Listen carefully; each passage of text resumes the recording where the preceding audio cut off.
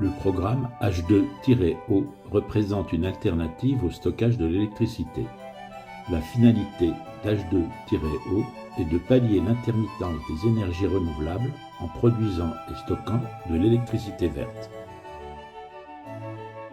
L'électricité produite à partir d'éoliennes terrestres, d'éoliennes offshore, de barrages hydroélectriques, de champs photovoltaïques, voire de centrales nucléaires sont actuellement difficiles à stocker de façon économique et durable. L'utilisation de batteries géantes se développe mais reste très coûteuse aujourd'hui. L'autre alternative est de produire et de stocker de l'hydrogène, gaz très léger et très énergétique, utilisé dans les moteurs de fusée. L'hydrogène peut être obtenu de deux manières.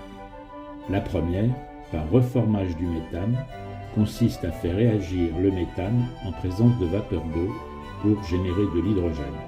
Malheureusement, ce processus s'accompagne d'un grand dégagement de CO2.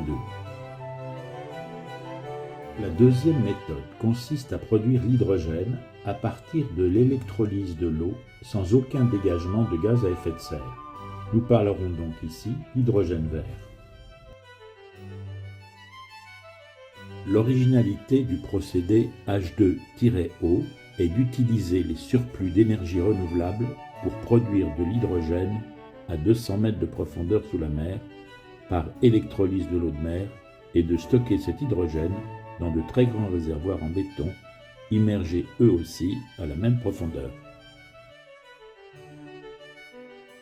Dans les trois cas, l'hydrogène stocké dans des réservoirs sous pression servira de carburant soit à des piles à combustible, soit à des turbines à hydrogène couplées à des générateurs pour la production d'électricité en fonction des besoins et non des conditions météorologiques.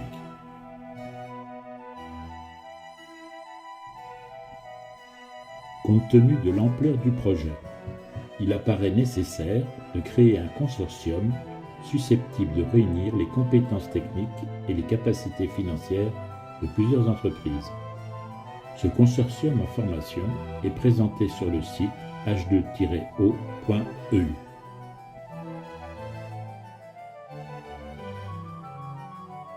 Aujourd'hui, pour se passer des énergies fossiles et pour produire industriellement 1 kW d'électricité verte à partir d'hydrogène issu de l'électrolyse, il faut dépenser 4 kW d'électricité, soit un rendement final de 25%, qui est à comparer aux 33% du nucléaire.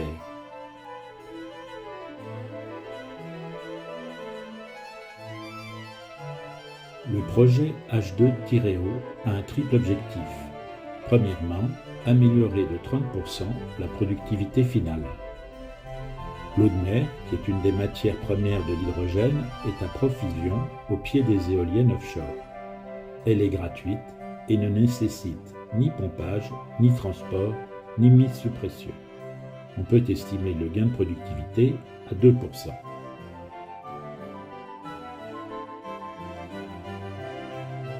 Le rendement de l'électrolyse est favorisé par la pression de l'eau, 20 bars à une profondeur de 200 mètres. On peut estimer ainsi le gain de productivité à 3%. Les phases très énergivores de compression, décompression pour atteindre 700 bars ou liquéfaction de l'hydrogène stocké sont donc aussi supprimées. La pression sera fonction de la profondeur des installations et parfaitement constante, 20 bars à une profondeur de 200 mètres. On peut ainsi estimer le gain de productivité entre 15 et 35%.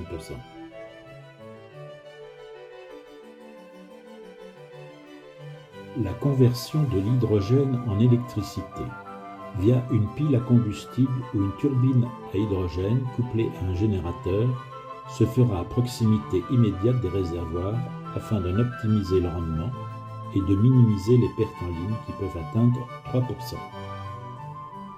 Le transport de l'électricité sur de longues distances reste plus simple, plus sûr, plus rapide et plus économique que celui de l'hydrogène et est encore amélioré si l'on réutilise le même câble sous-marin qui relie l'éolienne offshore au rivage. Un réservoir de 40 mètres de côté et de 10 mètres de hauteur soit 16 000 m3 d'hydrogène stocké à 200 mètres de profondeur, permettrait la production d'1 gigawatt, quelle que soit l'heure.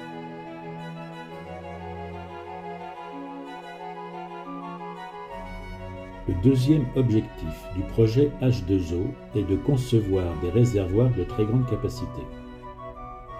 La construction de ce réservoir en béton doublé d'un liner en polymère ou en composite béton dolérite permettra de réduire considérablement leur prix et d'augmenter leur volume. Les réservoirs immergés à température constante ne subissent aucune variation de pression autre que la poussée d'Archimède puisqu'ils sont ouverts sur l'extérieur, principe d'une cloche renversée. Le volume des réservoirs n'est donc pas limité, à la différence des réservoirs d'hydrogène sous pression en fibre de carbone ou isotherme pour l'hydrogène liquide à moins 163 degrés Celsius. La sûreté face au risque d'explosion et d'incendie sera donc renforcée par l'immersion et la température constante des réservoirs, 17,5 degrés à 200 mètres de profondeur.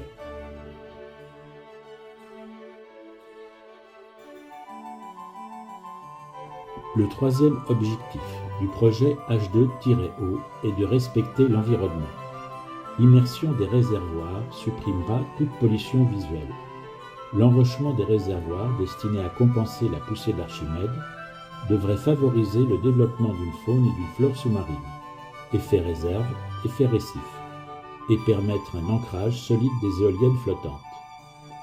L'oxygène coproduit pourra aussi être utilisé pour la production de chlore, de sel, de soude et de leurs dérivés, ainsi que sur place dans des fermes piscicoles pour l'oxygénation du milieu aquatique qui favorise la croissance des poissons.